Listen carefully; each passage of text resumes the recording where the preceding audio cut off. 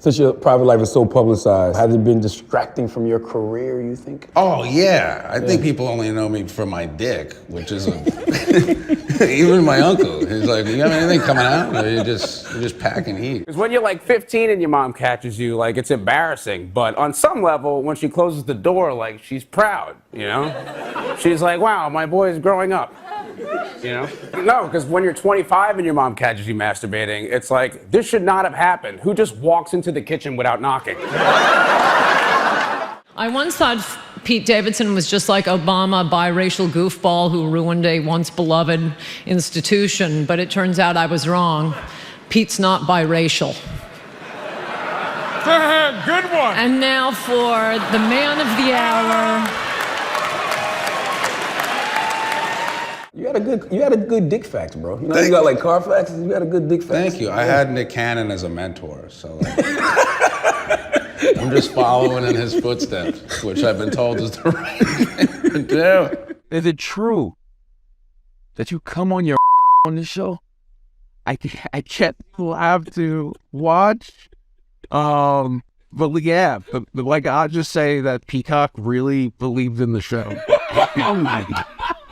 Really let us do. They really respected my vision. Guy is a monster, and he should go to jail forever. But if you support the Catholic Church, isn't that like the same thing as being an R. Kelly fan? Like, no, I don't really see the difference. Only like one's music is significantly better. And Coulter, if you're here, who's scaring the crows away from our crops?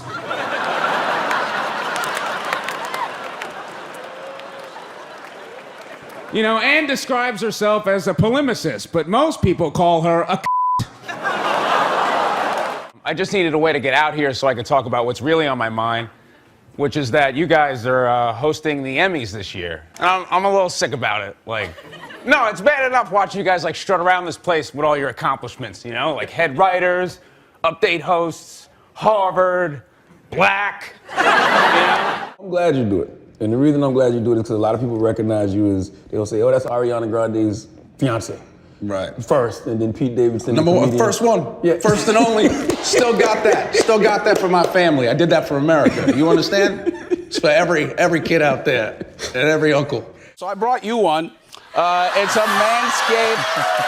It has a flashlight. It's got a light on it. There's a light so you can see how awful your penis is. Not yours, penises in general, terrible. Yeah. That's so nice of you. You don't have to bring me gifts. No, I got you one ordered for you, but it didn't come in time, so that one's mine. But I washed it. This is, by the way, kids at home, this is how you get out of when you get busted with drugs. This is how you get out of it. So, no, it's important. Yeah, for your kids as well. So, when Uncle Pete comes to party. Hey, oh!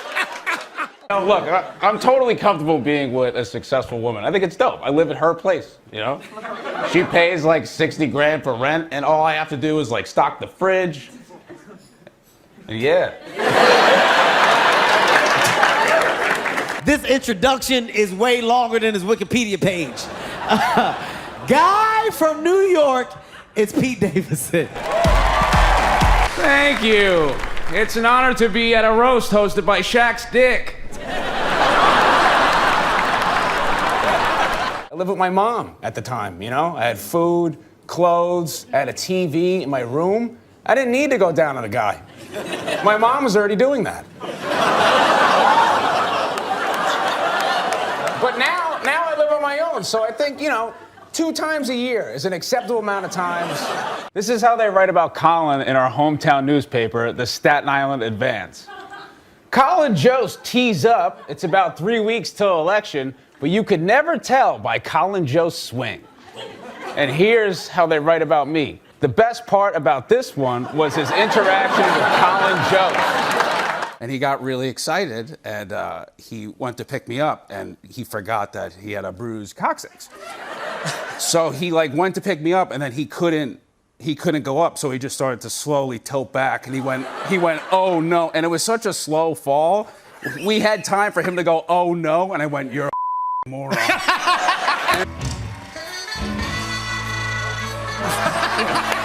Now Now you got a joke in your special, your Netflix special. Yeah. About, well, I don't even know if it's a joke, but it's Right. about Louis C.K. Yes, sir. And he supposedly tried to get you fired from SNL for smoking too much weed. Yes. Was that a real story? Yes. It's a true story. I don't want to like ruin the joke, but pretty much like he just like ratted me out to my boss. Yeah. It was so weird. I never really got over that. Was it personally vindicating? I think For so. you to see his comedic downfall? Oh my God. It was amazing. It was amazing. I imagine it's what like Ariana feels like now, like just watching me just tumble for 2 years. Just being like, yes. You know, I'm sure it's very vindicating.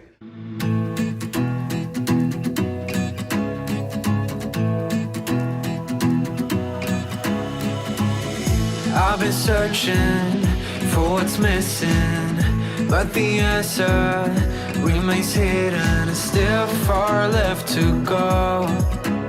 Moving on. Because I think we use Mom's Basement sort of to be derogatory, but in your case, I mean, that's like something everybody should be aiming for. Yeah, it was really cool, but it was also, it's nice to move out because it's really nice to masturbate and not hear your mom like cooking. Yeah.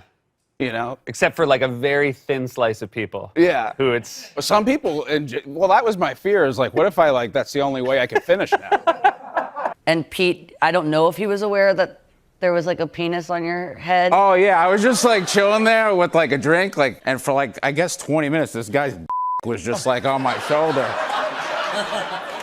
I was just like smiling over there, and then I was like, Wow. yeah. I had a bruise the next day. I was really cracked. Me and my boys, and I always get this feeling when I see a sex scene in a movie or a TV or whatever. Maybe it's because I just grew up Catholic and you're gonna go to hell, whatever.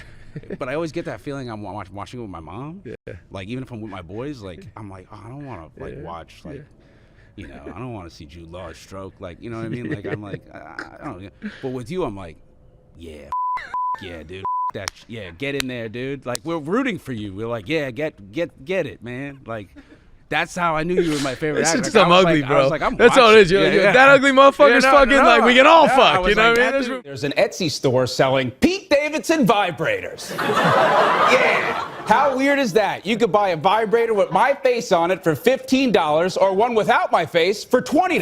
I don't even get a cut of the sales. Now I know how Chappelle feels. Right now, there's no rule for gay dudes. They can pretty much do whatever they want. It's pretty fucking crazy. You know, and all power to you, but like, there's a lot of power. There is, you know, gay dude, like there's the fondlers, right? It's that gay dude that'll like run up on your girlfriend and like squeeze her boobs and like slap her ass and be like, damn girl, you look great. I don't find that fucking funny, like at all. I'm sorry.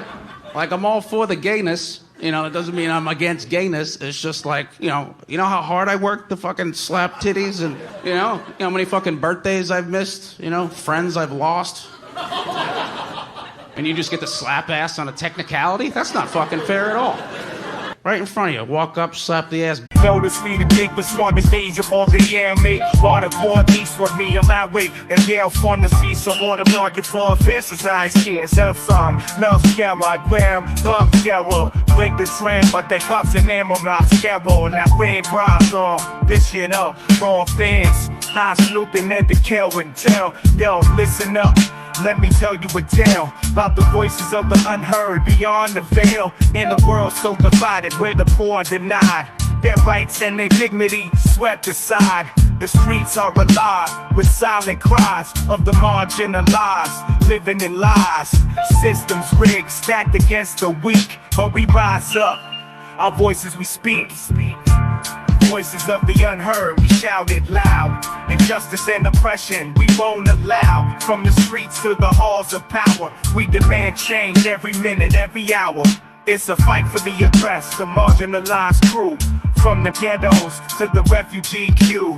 No more silence, no more fear. We march together, our message clear.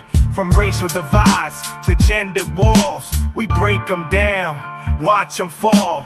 Equality ain't just a dream, it's a must in the struggle for justice, in whom we trust. Voices of the unheard, we shout it loud. Injustice and oppression, we won't allow. From the streets to the halls of power, we demand change every minute, every hour, every hour.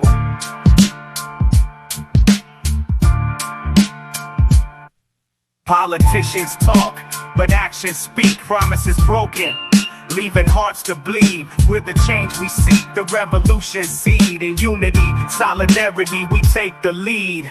No more divided, we stand as one in the battle for justice until it's won. So raise your voice, let it be heard. In the chorus of change, let your words be stirred. Voices of the unheard, we shout it loud.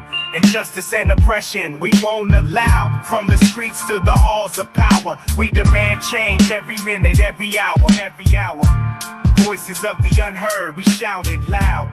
Injustice and oppression, we won't allow. From the streets to the halls of power, we demand change every minute, every Giggle, you know, just because he could, you know. I would never do that just because I could, you know. I wouldn't like walk up to his boyfriend and like tug his dick and be like, "Nice, Gary, not for me, but cool."